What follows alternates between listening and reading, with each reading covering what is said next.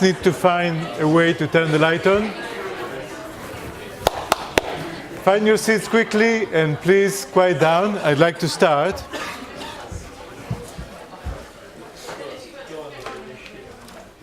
I'd like to start, please. Thank you. So welcome to Financial Mathematics. I'm Moti Katzman, and I'm going to be teaching you this course. I'm a bit surprised to see so many of you. I thought there would be a bit less. But as you can see, there are lots of you, and we're going to have to make an effort to find our seats quickly when we come to class. There are plenty of seats. Well, there used to be plenty of seats in the middle, so if you can squeeze in as you come into the class, make some room for the people who are going to come after you, and then you won't have to look for a seat. So let me start by telling you a few things about the administrative side of this course. So everything I'm going to be showing you today and in all the other lectures is available to you. So you can go to the course webpage. And how on earth do you go to the course webpage? You go to a browser.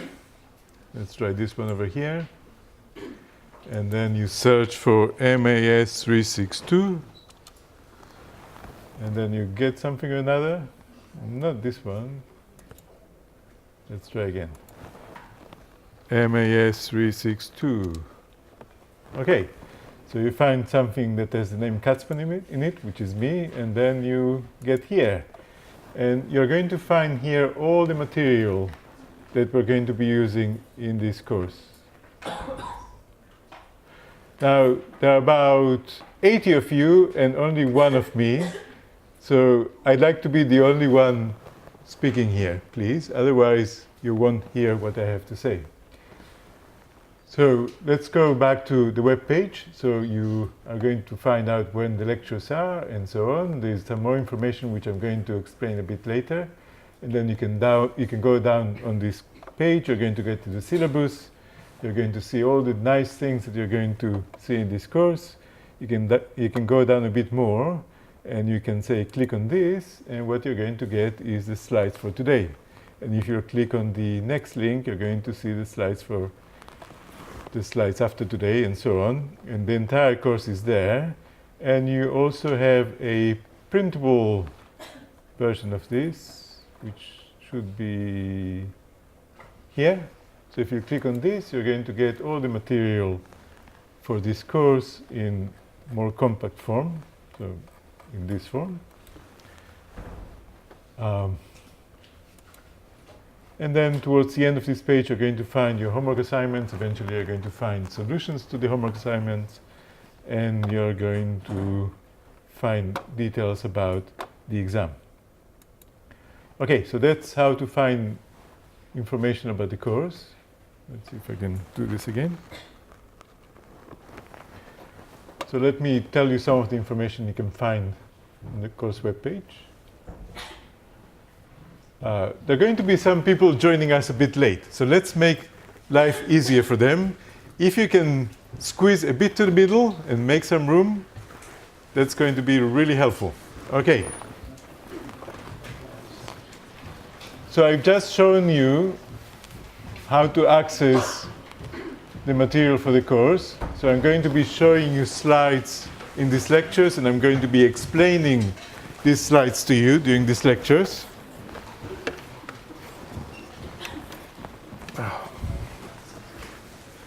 It would be really helpful for you and for me if you had a look at these slides in advance, so that when you come to class, this is not entirely new to you. You had some time to figure out at least what is it that is going to be said in class, and then it's going to be easier for you to digest this material. So please read in advance of the lectures the slides for the lectures that I'm putting on the web page. Now, in addition to the 2 lectures a week, we're going to have office hours. We're going to have 1 office hour, which is going to be on Friday at 2. My room is J16.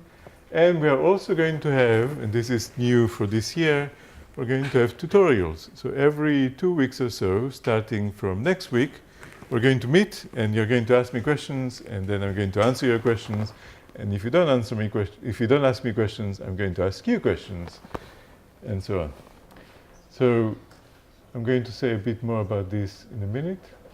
Oh gosh, I got the wrong kind of slides. So I'm going to assign you homework, and we're going to have homework starting from the end of week 2. I'm going to collect a subset of the homework, and I'm going to mark it and give it back to you. And it's going to be one form of feedback you're going to receive. When I collect homework, please, on the day I'm collecting homework, please put your homework on the desk here or on the chair I'm going to put there before the beginning of the lecture. Don't attempt to hand me your homework while I'm giving the lecture. You can also put your homework in the pigeonhole, in my pigeonhole in floor I.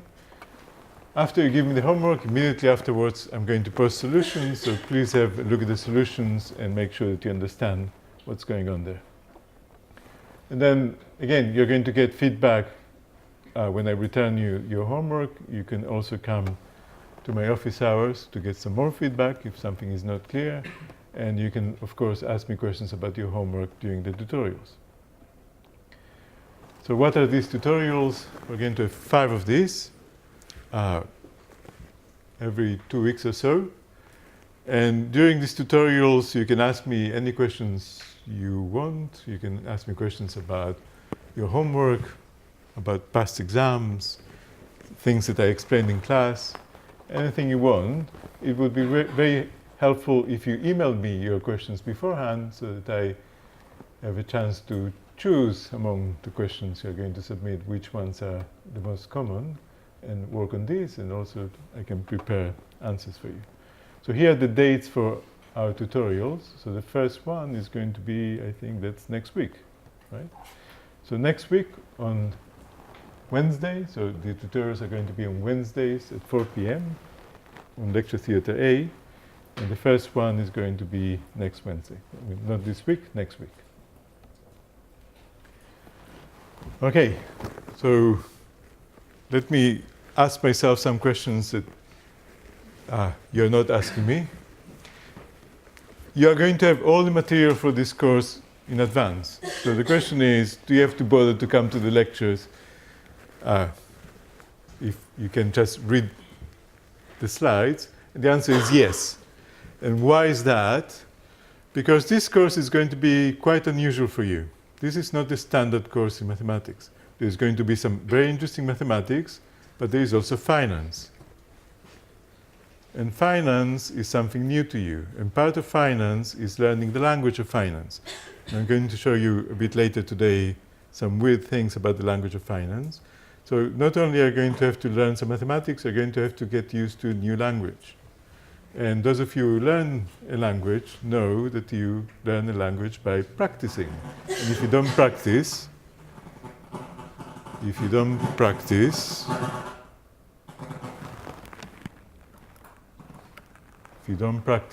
learn the language. So come to the class and listen to me explaining the material. Do you have to do the homework? Can't I just learn this stuff before the exam? And the answer is the same. No, you can't. And I have a lot of experience teaching this course. This is about the millionth time I'm teaching this course. And I always see the same phenomenon with students. There are some students who decide to learn the material before the exam, and they do very badly.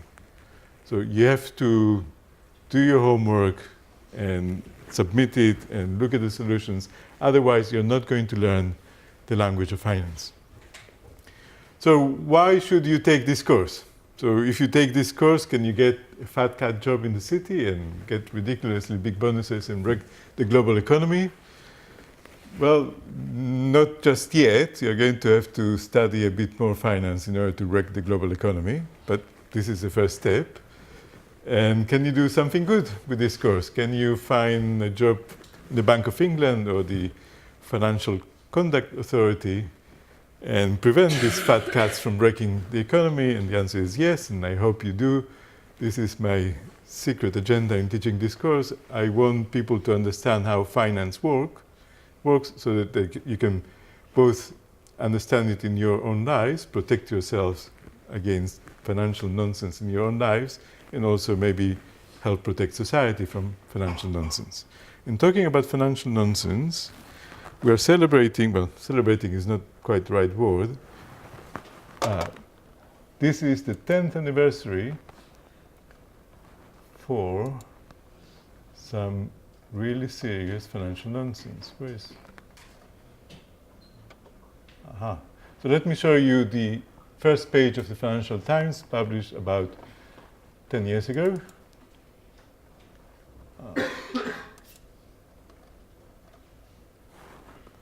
Market crash shakes the world. And this was a result of lots of people. You can see these people being very unhappy. You were maybe too young to live through this, so you were spared the agony, but maybe your parents looked a bit like that on October 2008. This is a result of people not understanding the finance around them, and even people in finance not understanding what they were really talking about. So my hidden agenda is to prevent you from looking like that in your future, okay? So if you learn some finance, you're going to avoid doing some silly mistakes. All right, let's try to go back to where I was. Okay. So, wait a minute. Okay, so I showed you the web page for the course. Here it is again. You can just Google MAS6053 and you're going to get there. There are going to be some books that are going to be useful for this course. And the books are here. I'm not going to do very much with them other than just show you that I have them here. And you can come and have a look at them after the lecture if you want to see what they are. And there are copies of these books in the library. So reading them is possible and desirable, especially this book, which is the second book in the list, John Howe's book on options, futures, and other derivatives. This is a great book. If any one of you is interested in finding a job in finance, then if you read this book and you go to your job interview and you say that you know what's written here and you can demonstrate that you understand what's written here, then you're going to be ahead of your competitors for that job. It's a great book. Okay, at the end of this course, we're going to have an exam. It's going to be 2.5 hours long. There are going to be 4 questions. You're going to have to answer 4 of them. And it's going to be a closed book exam. Right? And now let me go back to the problem of having lots of students, which is actually not quite, I'm very happy to have lots of students, but the logistics of having lots of students. So try not to arrive late to class. If you arrive late to class, you're going to have to find your way to your seat, and everyone's going to have to stand up and move, and it's going to be a disruption, so try not to do that. Turn off your phones and other things that make noise. The most important thing, don't be shy. Ask me questions. You don't learn things by just sitting there and doing nothing. You sit there, you have to sit there and do something. So you can actively listen to what I'm saying. And the best thing of all is, if you don't understand something, ask me a question. Raise your hand. It's hard to do, especially since you have such a big audience looking at you as you do that. But if you have a question, chances are that at least half of the class has the same question. So people are not going to make fun of you for asking questions. They're going to think you're a hero. So be a hero and ask questions. And I love questions. So you're going to be my hero for sure if you ask me questions. And the flip side of that is that if you're not asking me a question, then don't talk. Otherwise, you're just annoying the people around you and me. Okay, so now this is the administrative side of this course. Do you have any questions about anything I've shown you so far? Okay, so now, is that a question? Now let's go and do some finance. So let's go to a feature presentation. First I want to apologize for the slides. It's not supposed to work like this. It's supposed to show you one line at a time, but I screwed this up for some reason. I'm going to fix this for next time. But let me show you an example of, this is not what I wanted to have.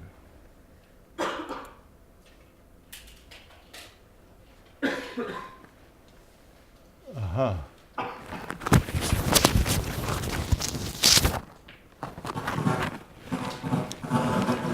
Let me make a very dangerous experiment.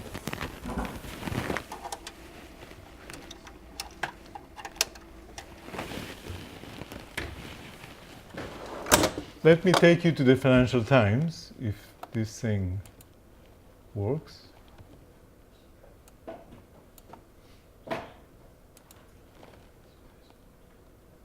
Let's try this one. Aha. Oh, this is much better. Okay, let's go to the Financial Times. And let me show you. Oh, sign in. Wait a minute. Give me a chance to do this.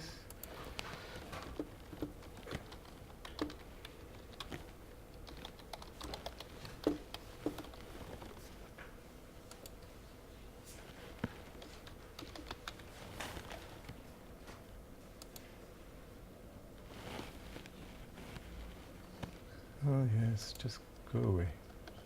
Okay, let me show you a typical story in the Financial Times. The Financial Times is a wonderful newspaper. It can tell you lots of nice things about the world you live in. And let me show you a typical story that I chose more or less at random. And let me show you what I mean by learning the language of finance. So let's try to understand the title of this graph. Money pours into short volatility ETNs. Okay, so that sounds like Greek to me. It probably sounds like Greek to you. So what is this graph talking about? Again, this is not to teach you about short volatility ETNs. This is to show you what I mean by finance being a foreign language. That's a great place to put chalk.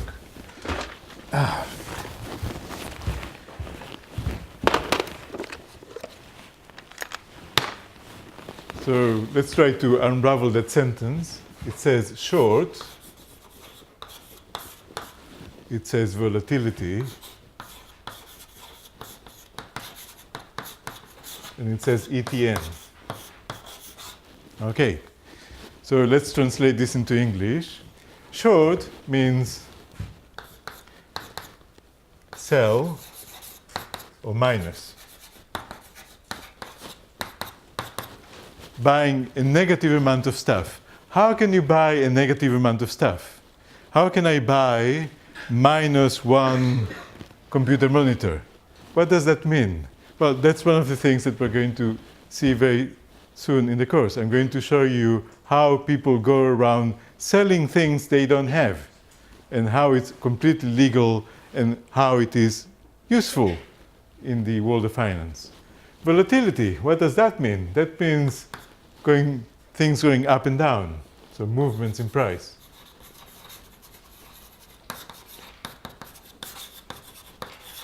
Now this is becoming even more weird. How can you how can you sell? How can you buy a negative amount of movements up and down in price of something? This is making no sense whatsoever. And what's an ETN? Well, that's an exchange traded note. What is that? Well, that's a contract that says the owner of this note, owner, will receive something, which is well specified in this note, in small print, at time or times, and then you have some times. So it's a piece of paper that entitles you to something.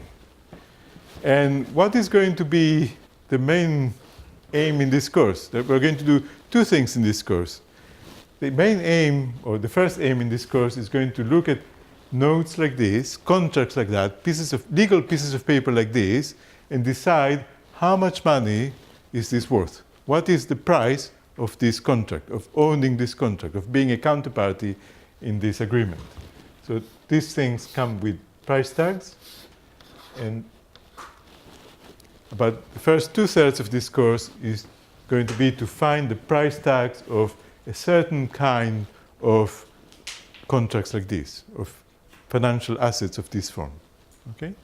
So Why am I showing you this? Just to convince you that when I say that this course involves learning a foreign language, the language of finance, here's an example of that. Go to the Financial Times, look at any article dealing with finance, and it's going to look more or less like that. It's not going to make any sense. At the end of this course, the hope is that you're going to look at that, and it's going to make a bit more sense, and if it doesn't make complete sense, you would know what to do to make sense out of this.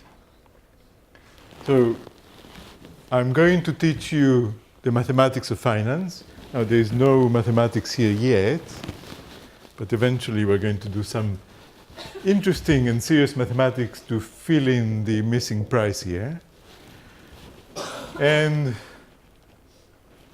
we're going to learn about an important component of modern life, which is finance. So this is happening in the world around you.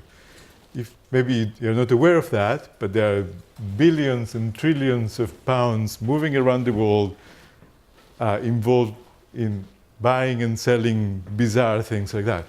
So we're going to have to understand that world of finance around us. And specifically, when we look at finance and we look at the mathematics behind finance, we're going to apply mathematics to answer two things. So the first question is, what is the correct price of various financial assets?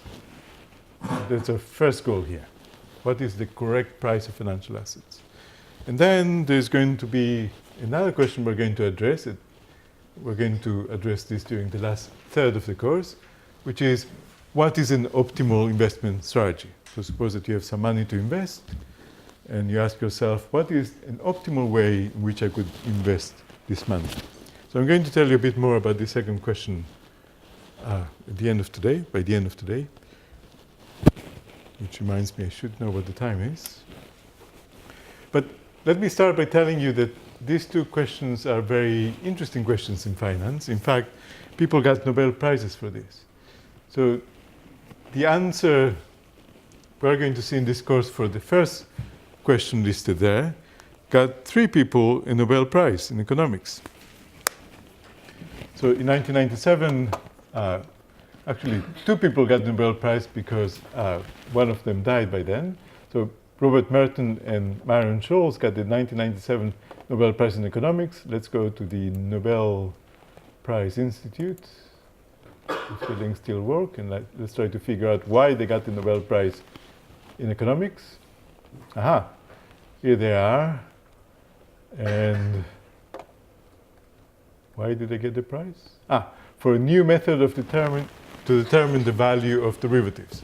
So we're going to look at a piece of paper, a contract which is going to be a derivative. We're going to see what these things are later in the course. It's some complicated contract which says you will get some amount of money depending on the price of something else. So that's why it's called a derivative. Its price is derived from the price of something else in the future. And these things should have a correct price. And these 3 people, 2 of them got the Nobel Prize for it, found the right number to write in here. They found a formula for computing the number that goes in there. They got the Nobel Prize for that. So the first 2/3 of this course is going to be devoted to understanding the work that ended with these people getting a Nobel Prize. And the last third of the course is going to be devoted to answering a question, what are optimal investments, which got these other 2 people, William Sharpe and Harry Markowitz, the 1990 Nobel Prize in economics. So again, we can go there, and we can see why on earth they got the Nobel Prize. And the answer is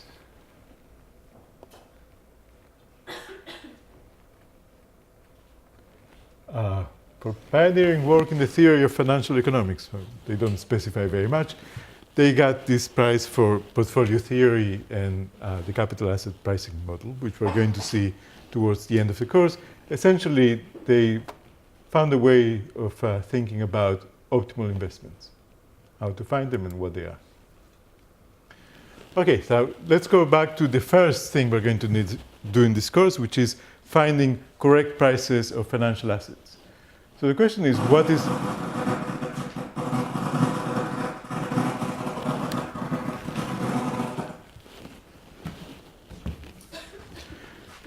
The first question we should ask is, what do I mean by correct price?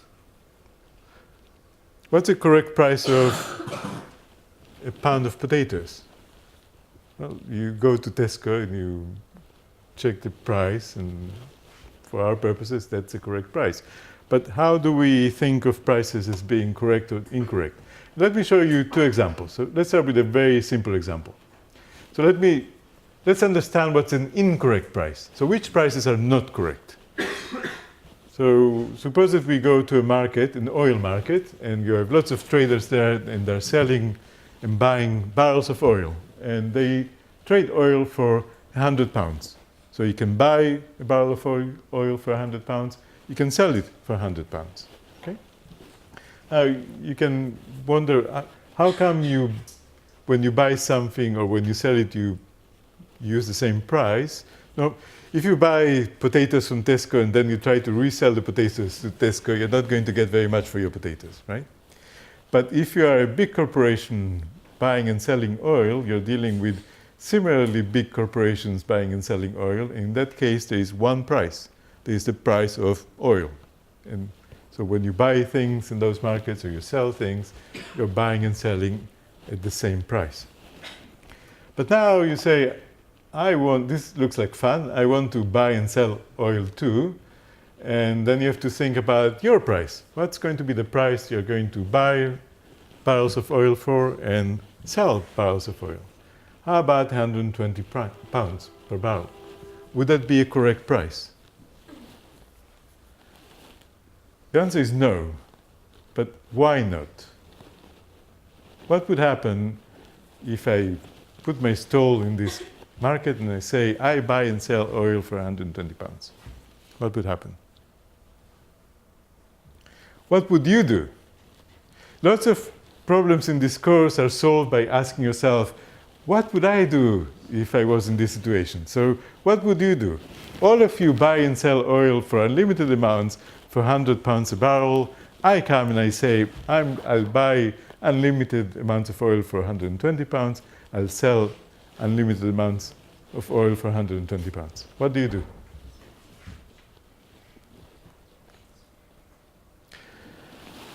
You say, this is my lucky day. I'm going to buy a gigantonormous amount, 1 million barrels of oil for £100 a barrel.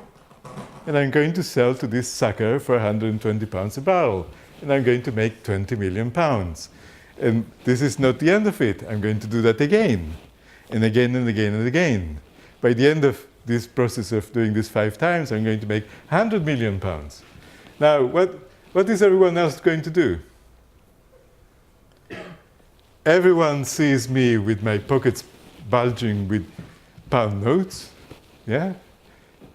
And they're going to say, ooh, we want that too, right?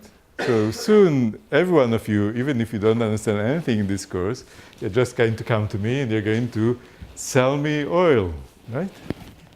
Okay, what am I going to do if I see that? I'm going to see an infinite queue of people trying to sell me oil at 120 pounds. Yeah? What am I going to say? There's a lot of demand for my oil. How interesting. Let's see, can I raise my price a bit? So I'm going to say, okay, 101 pounds. Still an infinite number of people trying to sell me oil. I'm going to say, how about, sorry, I'm getting a bit confused. How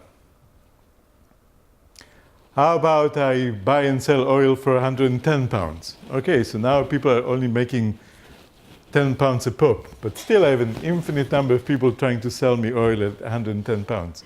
And then I say, okay, how about 119.99? Still an infinite number of people wanting to trade with me. When is this going to stop? Sorry, I did this all wrong. I confused the prices. So we start with 120 pounds. People sell me their oil for 120 pounds, and then I start going down. So I say 110 pounds. People are making only 10 pounds profit per barrel. They still form an infinite line. I say 101 pounds. People still form an infinite line to sell me oil because they make £1 per transaction. And then I said 100 pounds and 1 penny, and still an infinite queue of people trying to make a penny per barrel. This is going to stop only when the price goes down to 100, right? Do you understand this example? So what is wrong? We're trying to determine what is a wrong price. What is wrong about a price of 120 when everyone else is trading for 100? What's wrong about it? It's unstable. This price of 120 is very quickly going to change. It's not a stable price. It's going to go down to, either it's going to go down to 100, or the 100 is going to go up towards the 120. And eventually, everyone is going to find themselves buying and selling oil for the same price. Otherwise, those prices, the existing prices, are not stable. Okay? So, let me repeat myself. So if I attempt to do that, everyone is going to try to sell me oil for 120 pounds, and they're going to be very happy, and I won't be very happy. And then, is 90 pounds a correct price? No, because now everyone is going to come to me and want to buy barrels of oil for 90 pounds from me and then sell them for 100. Again, I'm going to have an infinite queue of people trying to buy oil for me from 90 pounds, and then I'm going to say, maybe I can raise the price to 91, and still I'm going to have lots of customers. And this process is going to finish when my price goes all the way up to 100, in which case people are not going to bother buying and selling oil to me. Okay, so we're trying to understand what the correct price is. I gave you an example of an incorrect price, and our definition of a correct price is going to be a price which is not incorrect. Okay? And we're going to do this many times in this course. We're going to ask ourselves, is this price correct? And we're going to say, no, it's not correct, and then the alternative has to be correct. But now, so that was a very simple example. Let me show you a more interesting example, a more subtle example, in which we have to work a bit harder to make a profit. So let's consider merchants who buy and sell bags of fruit. So there are 3 merchants. And the first one, so let's call them 1, 2, and 3.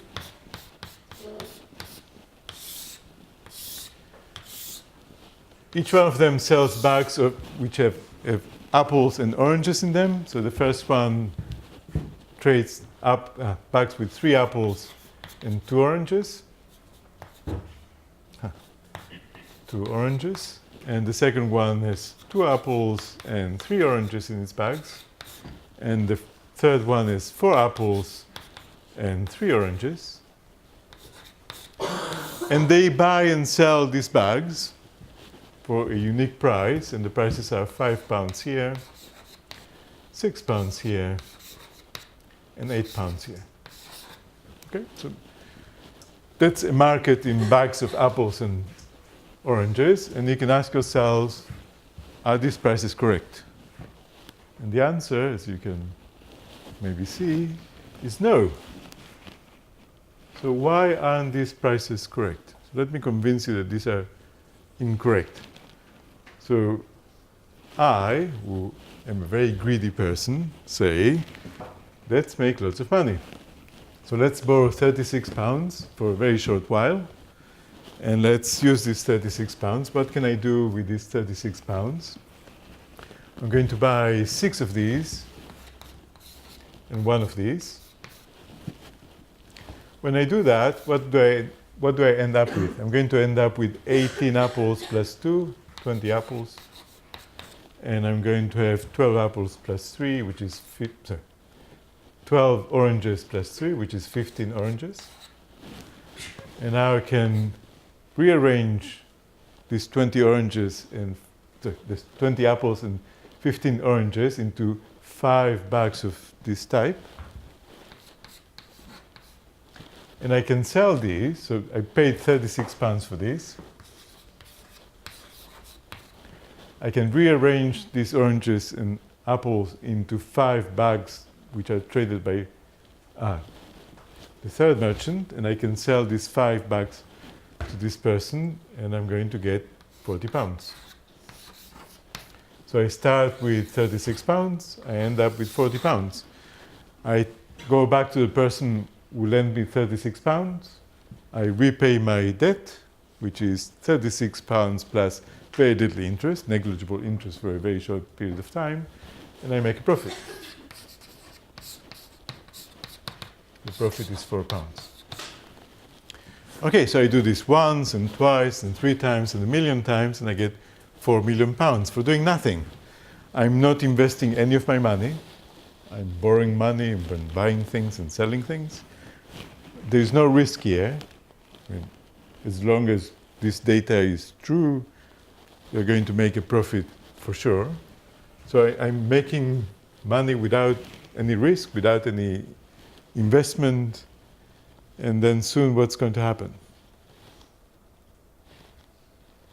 Two things are going to happen. First, now that you have seen already an example of this, you know what to do. You're going to do exactly the same. You're all going to run from this classroom and start buying these bags and sell these bags, and you're going to make lots of money. Yeah? Now, what's going to happen then? So these two merchants are going to see an infinite queue of people trying to buy things from them. What are they going to say? They're going to say, let's raise our prices a bit. Let's see what happens. So they raised their prices a bit, and still they have infinitely many customers wanting to buy things from them, so they're going to keep raising prices as long as they can. And what's merchant number 3 going to do? He's saying, there are all these people trying to sell me stuff for this price, this initial price of 8 pounds per bag. Maybe I can get this cheaper. Maybe I can get this cheaper.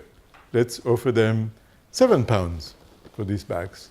So these merchants are going to raise their prices, this merchant is going to lower their price, and this is going to keep on going until there is no profit to be made. Okay? So those prices are incorrect. And what would be then a correct price? A correct price for these bags of apples and oranges is going to be a price for which you cannot do that. You cannot make a profit out of nothing. So what would such a price be? So if you go back and you keep these prices the same, but now you change the price here from 8 pounds to 36 divided by 5, which is precisely what you get by taking 36 divided by 5, then these prices are consistent now. So you can say, okay, these prices are correct in the sense that they're consistent, in the sense that there is no opportunity for people to go out and make money for no investment and running no risk. Okay? So now I want to give a name to this act of making a profit without making an investment and without running any risks. I'm going to call these arbitrage opportunities. So an arbitrage strategy is a strategy that guarantees you a profit for sure without you having to invest any money. That's what arbitrage means. And we're going to use this term repeatedly in this class. This is the central term we're going to be using for much of this course. And now, if that is arbitrage, what is a correct price then? A correct price is a price which doesn't allow any arbitrage opportunities, which doesn't allow anyone to make these profits out of nowhere. Okay? Now there is a colloquial name for arbitrage opportunities. These are called free lunches. And then we get to the first statement in this course. This is going to be our assumption about the world we live in, which is there is no such thing as a free lunch. So, when we try to price something, we're going to make an assumption, and the assumption is there are no arbitrage opportunities. So whatever price you observe, it has to be in equilibrium, in the sense that there are no arbitrage opportunities which are then going to change the prices. So we're going to find prices of things under the assumption that there is no such thing as a free lunch. Okay, so that was the first thing we wanted to do in this course. That's what we're going to be spending the first 2/3 of this course doing. Do you have any questions about any of the examples or terminology I just showed you?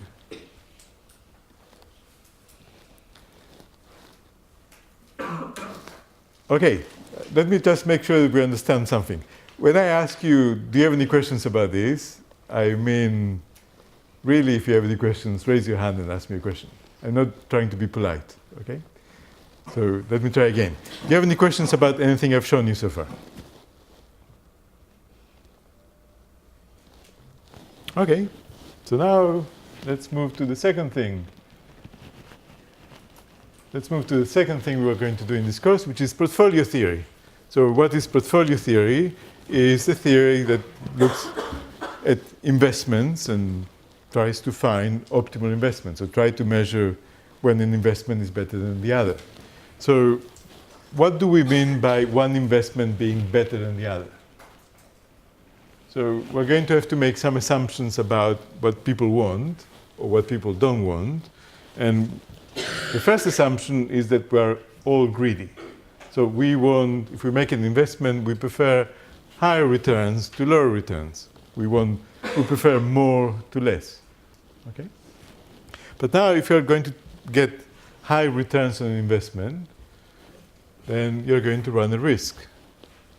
There's a relationship between the expected outcome of an investment and how much risk you're taking. If there is a high return investment without any risk, then why should anyone invest in a low risk investment which has lower returns? Right? You can put the money in the bank and be safe in the knowledge that they're going to get it back. If you have the same amount of security by investing in something else which gives you higher returns, why would anyone put their money in the bank? Okay? All right, so we want high returns, but high returns are risky, and we don't like risk. So that's our second assumption about investors. We are greedy and we don't like risk. So these are going to be the two main assumptions we're going to make about investors. Let me show you an example in which you have to look at both these things, the expected return and the risk, in order to determine whether an investment is attractive or not. So let's play a game. And if I remember that I brought a coin with me. So I'm going to toss a fair coin. It's a fair coin, you can believe me. And we're going to bet. So I'm going to play this game with anyone here who wants to play this.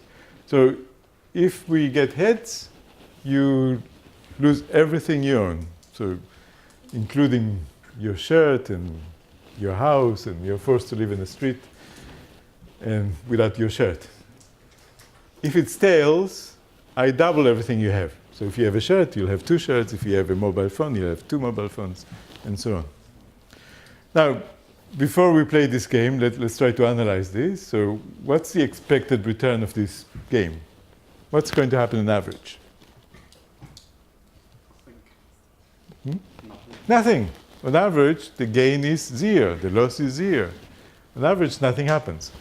Does anyone want to play this game with me? No?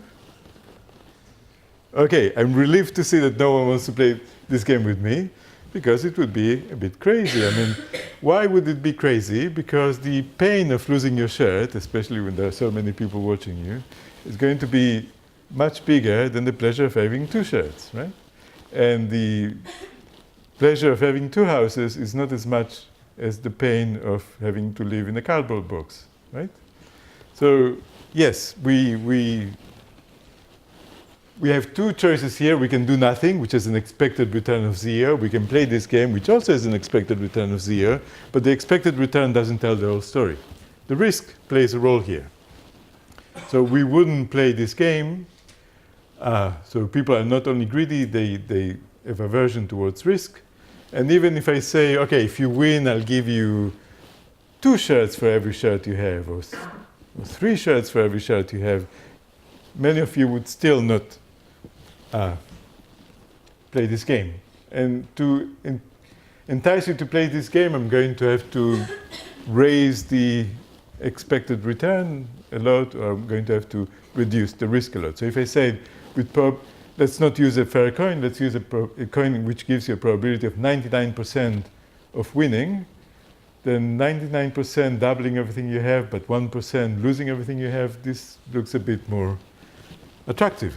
So there's a moral in this. So we're going to be doing the same kind of things with investments. So you're going to say, oh, do I want to invest in this risky company, some oil exploration company looking for oil, in which with this probability I lose all my money, but with this other small probability I make a fortune?